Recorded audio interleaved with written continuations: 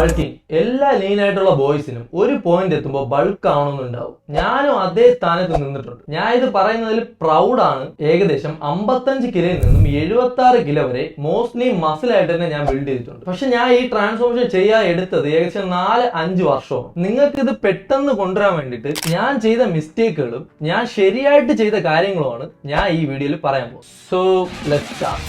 അതിൽ ഒന്നാമത്തേതാണ് know your body type. Skinny എന്ന് പറയുമ്പോൾ 3 ബോഡി ടൈപ്പ് ഉണ്ട്. ഒന്നാമത്തേത് എക്സ്ട്രീം ലീൻ, രണ്ടാമത്തേത് ലീൻ, മൂന്നാമത്തേത് സ്കിന്നി ഫാറ്റ്. ഇപ്പോ 3 പേരുടെയും ഗോള് ബൾക്കിംഗ് ആണ്. 3 പേരും കുറച്ച് ഡിഫറെന്റ് അപ്രോച്ചിൽ ബൾക്ക് ചെയ്യാം. ഇപ്പോ എക്സ്ട്രീം ലീൻ ആയിട്ടുള്ള ഒരാൾക്ക് ഡേർട്ടി ബൾക്കിംഗ് ചെയ്യാം. കാരണം അവർക്ക് ഹൈ കലോറി കഴിച്ചാൽ മാത്രമേ അവർക്ക് ബേസിക് ആയിട്ടുള്ള ഒരു റിസൾട്ട് കിട്ടുള്ളൂ. കാരണം ഇവർക്ക് ഹൈ മെറ്റബോളിസം ആയിരിക്കും. എന്ന് വെച്ചാൽ ഇവരൊരു ഫുഡ് കഴിക്കുകയാണെങ്കിൽ അത് പെട്ടെന്ന് തന്നെ ഡൈജസ്റ്റ് ആവും. സെക്കൻഡ് ആണ് സ്കിന്നി. ഇവര് ലീൻ ബൾക്കിംഗ് ചെയ്യണം. കാരണം ഇവര് ബൾക്ക് ചെയ്യുമ്പോൾ ഫാറ്റ് മിനിമൈസ് ചെയ്ത് മസിൽ ഇൻക്രീസ് ചെയ്യാൻ നോക്കണം. ഇവര് ഡേർട്ടി ബൾക്കിംഗ് ചെയ്യുകയാണെങ്കിൽ മസിലിനോടൊപ്പം തന്നെ ഒരുപാട് ഫാറ്റും കൂടെ കിട്ടും. അടുത്താണ് സ്കിന്നി ഫാറ്റ്. ഇവർക്ക് വേണമെങ്കിൽ ആദ്യം ചെറിയൊരു കട്ടിങ്ങിലോട്ട് പോയിട്ട് പിന്നെ ബൾക്ക് ചെയ്യാം. അടുത്താണ് നമ്മുടെ മെയിൻ പാർട്ട് ഡയറ്റ്. ഇതിൽ track your calories or routine diet. ഇത് രണ്ടും എന്താണെന്ന് ഞാൻ പറഞ്ഞുതരാം. ഇപ്പൊ നമ്മൾ കഴിക്കുന്ന ഒരു ഫുഡിന് ഫോണിലെ ഒരു ആപ്പും ഒരു ഫുഡ് സ്കെയിലും യൂസ് ചെയ്തുകൊണ്ട് ആ ഫുഡിലെ കാലറീസിനെ ട്രാക്ക് ചെയ്യുന്നതാണ് നമ്മൾ കാലറീസ് ട്രാക്കിംഗ് എന്ന് പറയുന്നത്. രണ്ടാമത്തേതാണ് റൊട്ടീൻ ഡയറ്റ്. ഇതിൽ നമുക്ക് ഇഷ്ടമുള്ള ഫുഡ് ആഡ് ചെയ്തിട്ട് വീക്കിലി റിസൾട്ട് നോക്കിയിട്ട് പ്രോഗ്രസ് ഒക്കെ എങ്ങനെ പോകുന്നു എന്നൊക്കെ ട്രാക്ക് ചെയ്തതിന് ശേഷം ഫുഡിൽ ചേഞ്ച് വരുത്തുന്നതാണ്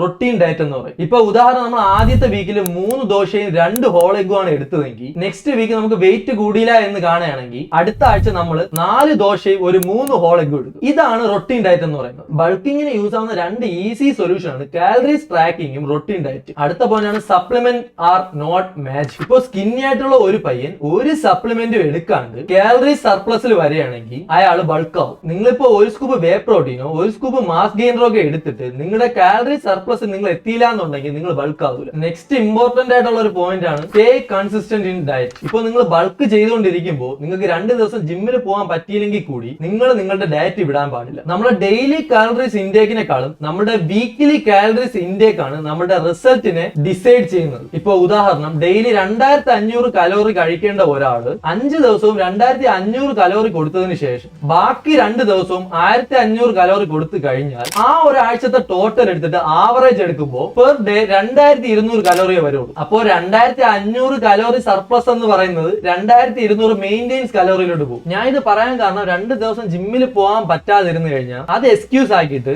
ആ 2 ദിവസം ഡയറ്റ് സ്കിപ്പ് ചെയ്യുന്നവരുണ്ട്. സോ ബൾക്ക് ചെയ്യുന്ന ഒരാളെ സംബന്ധിച്ചിടത്തോളം ഇപ്പൊ 2 ദിവസം വർക്കൗട്ട് ചെയ്തില്ലെങ്കിലും ഡയറ്റ് ഒരിക്കലും മുടക്കരുത്. പിന്നെ ലാസ്റ്റ് ഒരു അഡീഷണൽ പോയിന്റ് ആണ് ഫ്രീക്വൻസി. നിങ്ങൾ ആഴ്ചയിൽ ഒരു മസിൽ ഗ്രൂപ്പിനെ ഒരിക്കൽ ഹിറ്റ് ചെയ്യുന്നതിനേക്കാളും ഒരിക്കൽ ഹിറ്റ് ചെയ്തതിനു ശേഷം 48 മണിക്കൂറിനും 72 മണിക്കൂറിനും അകത്ത് വെച്ച് നിങ്ങൾ മസിലിനെ ഒരിക്കൽ ഇവിടെ റീആക്ടിവേറ്റ് ചെയ്യണം. ഇങ്ങനെ ചെയ്യുന്നതുകൊണ്ട് നിങ്ങളുടെ മസിൽ ഗ്രോത്ത് നിങ്ങൾക്ക് ഫാസ്റ്റ് ആയിട്ട് ചെയ്യാം. ഒരു മസിലിന് ഒരു ദിവസം 8 വർക്കൗട്ട് കൊടുക്കുന്നതിന് പകരം അതിനെ സ്പ്ലിറ്റ് ചെയ്ത് 4 വെച്ച് 2 ദിവസമായിട്ട് നിങ്ങൾ ചെയ്യാം. അല്ല അങ്ങനെ ചെയ്യുന്നതായിരിക്കും നല്ലത്. സോ വീഡിയോ ഇത്രയേ ഉള്ളൂ.